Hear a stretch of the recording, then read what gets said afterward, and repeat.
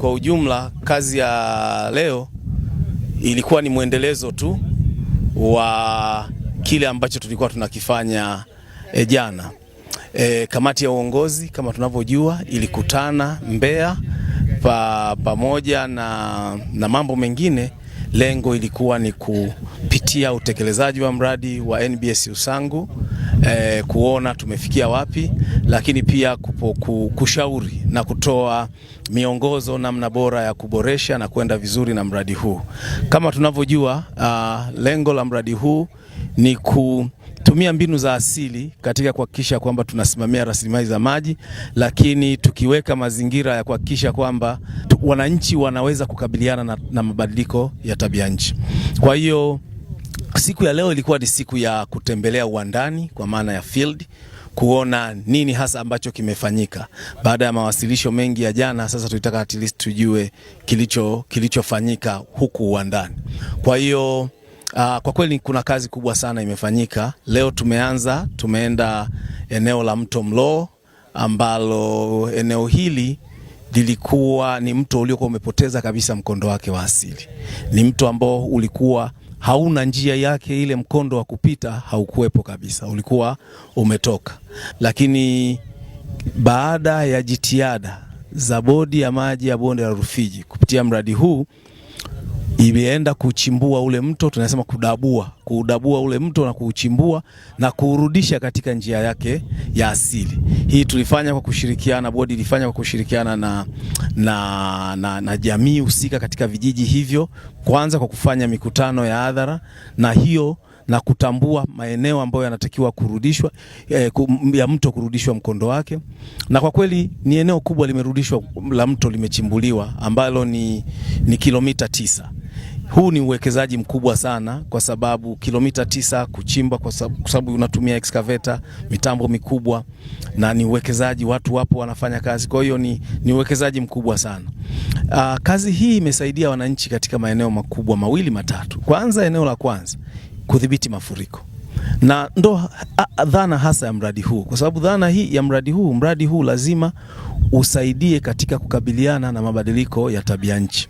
Sasa mafuriko, hizi extreme event, mafuriko ni moja ya issues zinazohusiana na mabadiliko ya tabia nchi.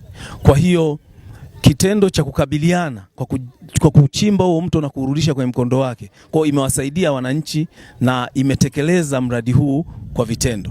Lakini eneo la pili, haya maji yalikuwa yanapoteza njia na hayawezi tena kufika kule ambako tunahitaji yafike. Kwa hiyo yalikuwa hayafiki chini kwa ajili ya wakulima wa kule chini, hayafiki kwa ajili ya hifadhi ya taifa ya Ruaha, lakini pia kwenye mabwawa ya kuzalisha umeme. Kwa kuchimba na kupitisha, tunakuwa tuna uhakika kwamba maji haya sasa yanaenda kule tunakohitaji. Kwa hilo ni eneo la kwanza, na hiyo tu ni mto mmoja tu ambao tumeutembea, lakini mradi huu utachimba au kurudisha kwenye mikondo ya asili jumla ya mito 5. Kwa hiyo utaona namna gani mchango huu utaweza kufanyika, mchango wa maji utakavyoongezeka katika mto wa Ruaha. Kabla ya mradi huu haujafika ndani, kijiji cha Mwatenga kilikuwa kinaingiliwa sana na mafuriko inapofika kipindi cha mwezi wa 3. Kwa hiyo kijiji ilikuwa ni bahari, maji yalikuwa yanaingia mpaka chumbani. Lakini mradi ulipofika, wananchi walishukuru pia kwa kuona mto umechimbwa na kijiji kimepona. Na saizi wananchi wana imani na serikali jinsi ilivyofanya kuchimba huu mto. Kwa hiyo sasa tuna imani kwamba mafuriko tena hayataingia ndani ya kijiji chetu. Tumepata usalama zaidi.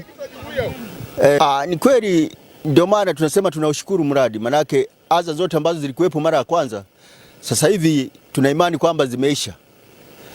Kwa hiyo na sisi kama wananchi wa kijiji cha Mwatenga tuko tayari kuulinda huu mradi ili tusije tukarudi tena kwenye majanga ambayo yalikuwepo mara ya kwanza. Cha kuzungumza zaidi ni kwamba tumeona maji sasa yamerudi kwenye njia, kwa hiyo hayachepuki ovyo ovyo kama mara ya kwanza. Kwa hiyo ndio usalama ambao unaosema kama kiongozi kwamba usalama tumepata ndani ya kijiji chetu. Kupitia mradi huu ambao tumeletewa na watu wa bonde, imekuwa ni furaha kubwa kwetu sisi viongozi wa jumuiya. Ilikuwa hapo awali hata kuja kutembea, unapokuja huko Mwatenga inakuwa ni shida, kwa sababu wananchi wote wanakuonesha vizuri kwamba wewe labda ndio ulileta maji kwenye miji yao, kumbe ni mto ulikuwa umeshapoteza mwelekeo. Lakini baada ya viongozi wetu wa bonde kuona kwamba hii kero ni kubwa, tuliwaomba, walikuja wakafanya mikutano ya hadhara ya kijiji na wenyewe wakapata kero za wananchi. Kwa kwanza tunashukuru Mwenyezi Mungu kwa kuwa ameleta zile mashine mbili kwa ajili ya kurudisha mto kwenye mkondo wake. Tunaamini kupitia tukio hili wananchi wa Mwatenga wataishi kwa amani na furaha tele kabisa. Kwetu sisi shughuli zetu sana sana ni kilimo. Lakini baada ya maji kuona kwamba imeshapoteza mwelekeo, karibuni mashamba yetu yote makubwa asilimia yote yalikuwa yamevamiwa na maji, hata jinsi ya kulima ilikuwa ni shida. Lakini vile vile tuna wanafunzi wanaotoka upande wa pili kwenda upande mwingine. Alikuwa hawezi kwenda shuleni kwa sababu yale mafuriko yalikuwa yamejitokeza kwa wingi. Tunaamini kupitia sasa mradi huu kilimo kitaendelea kama kawaida na watoto watakwenda shule kama kawaida.